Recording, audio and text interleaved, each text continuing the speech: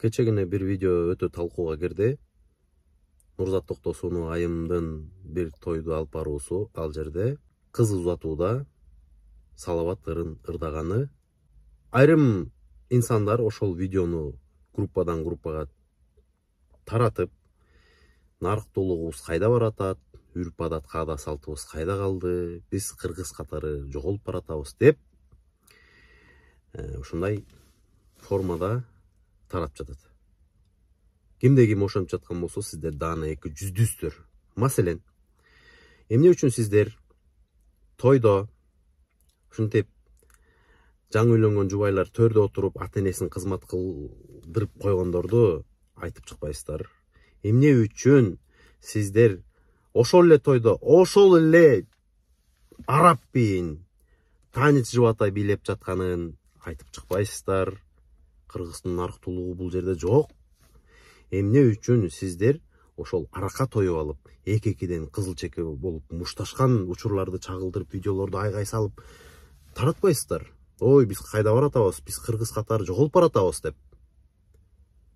Же ушулбу кыргыздын нарыктуулугу? Туугандар,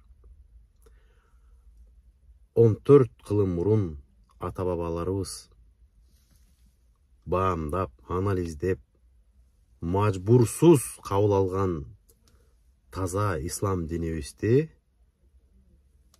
барктап, баалап алалык. Сиздердин исламофобтук кыймылыңар калп эле үрп адат, каада салтты жамынмыш болуп, ошондой боек менен кылганыңар эч бир таш каппайт, туугандар.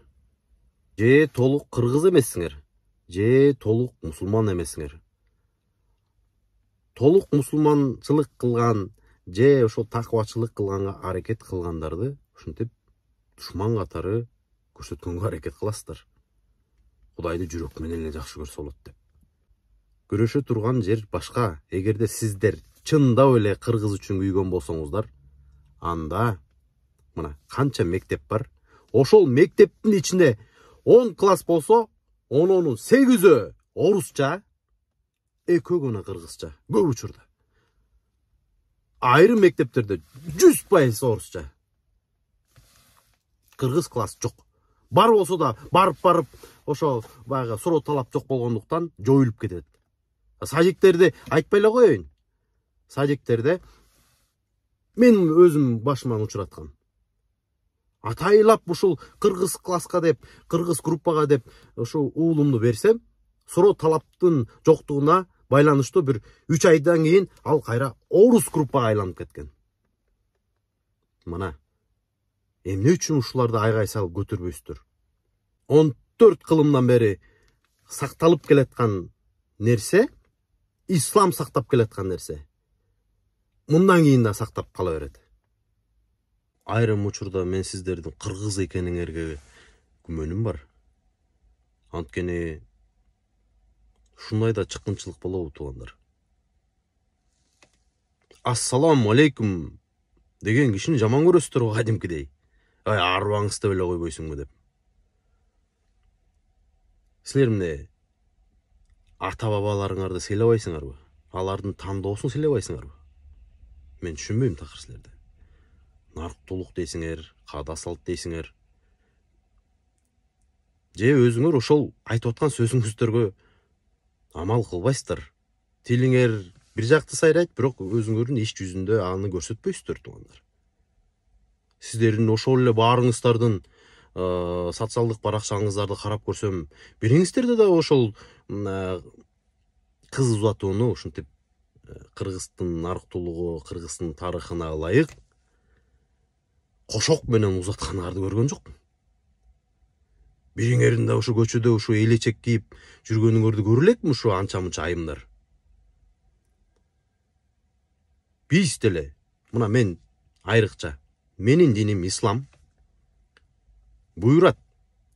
Кыргыздын нарыктуулугун, кыргыз тилимди, дилимди, үрп адатымды, каада салтымды, тарыхымды сактап калганга менин исламым ошого шарт түзүп берет. Жана ал менин мусулмандык милдетим, туугандар.